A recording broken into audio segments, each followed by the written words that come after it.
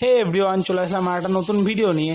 তো আজকের ভিডিওতে তোমরা দেখতে পাবে যে আমার সাথে ঘটে যাওয়া একটা ইনসিডেন্স, মানে বাসওয়ালারা এত খারাপ কী করে হতে পারে। তো অফিস থেকে বেরিয়ে চলে আসলাম শিয়ালদা মোড়ে। এটা হচ্ছে আমার অফিস থেকে বাড়ি আসার রাস্তা। শিয়ালদার ট্রাফিকটা দেখতে পাচ্ছ, শিয়ালদা ফ্লাইওভারের ওপর দিয়ে আমি হেঁটে হেঁটে যাচ্ছি। আর ওই যে সামনে যে বাসটা দাঁড়িয়ে রয়েছে ওই বাসটায় আমি উঠবো।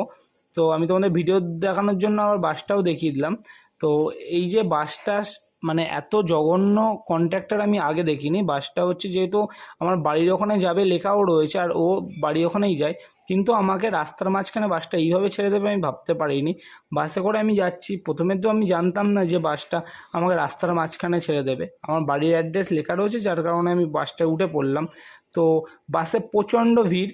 তারপরে হচ্ছে সিট পেয়ে গেছি জানলার পাশে। জানি না আমার ভাগ্যটা খুবই ভালো, আমি বাসে উঠলেই সিট পেয়ে যাই, তাও জানলার ধারে সিট। বাসে ভিড়টা দেখতে পাচ্ছ, সেই লেভেলের ভিড়।